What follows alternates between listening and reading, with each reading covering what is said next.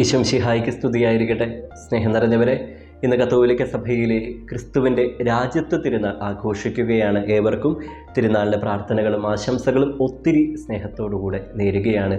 1925 ഈ തിരുനാൾ സഭയിൽ ആചരിക്കണമെന്ന് 11-ാം പിയൂസ് മാർപ്പാപ്പ ആഹ്വാനം ചെയ്തത്.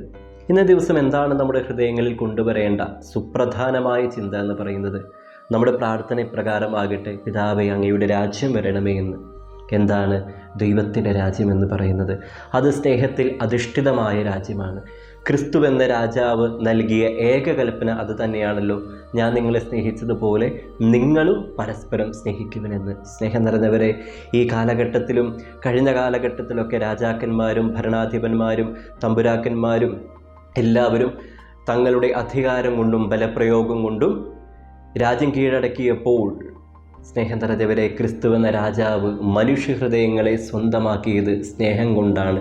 തൻ്റെ ജീവൻ കൊടുത്തിട്ടാണ് മനുഷ്യഹൃദയങ്ങളിൽ ഈശോ എന്ന രാജാവ് സ്വന്തമാക്കിയത്. അതുകൊണ്ട് ഇന്ന് ഈ തിരുനാൾ നമ്മൾ ആഘോഷിക്കുമ്പോൾ നമ്മുടെ ഹൃദയങ്ങളിൽ വരേണ്ട ഏറ്റവും പ്രധാനപ്പെട്ട ചിന്ത എന്ന് പറയുന്നത് സ്നേഹത്തിൽ അധിഷ്ഠിതമായൊരു ജീവിതം നയിക്കുക എന്നതാണ്. സ്നേഹമുള്ളിടത്ത് എല്ലാം ഉണ്ടെന്ന് തിരിച്ചറിയുക.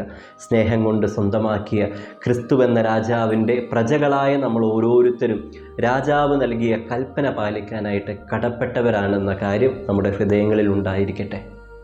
വിശുദ്ധ പൗലോസ്ലിഹ കൊറിന്തോസിലെ സഭയ്ക്ക് എഴുതിയ 1-ാം ലേഖനം 13-ാം അധ്യായം 1 മുതൽ 13 ഉൾപ്പെടെയുള്ള തിരുവചനങ്ങൾ ഹൃദയത്തിൽ ധ്യാനിക്കേണ്ടതാണ്. സ്നേഹത്തെക്കുറിച്ചാണ് സ്ലിഹ പറയുന്നത്.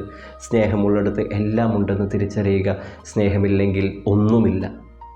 അതുകൊണ്ട് തന്നെ സ്നേഹം നിറഞ്ഞ വിശ്വാസികളെ, ദൈവജനമേ, ഇന്ന് ക്രിസ്തുവിൻ്റെ ഈ രാജ്യത്തെ തിരുനാൾ ആഘോഷിക്കുമ്പോൾ നമ്മളോട് തന്നെ ചോദിക്കണം: ഈശോ നൽകിയ കൽപ്പന ഞാൻ എൻ്റെ ഹൃദയത്തിൽ, എൻ്റെ ജീവിതത്തിൽ പാലിക്കുന്നുണ്ടോ എന്ന്. ദൈവം അനുഗ്രഹിക്കട്ടെ. ആമേൻ.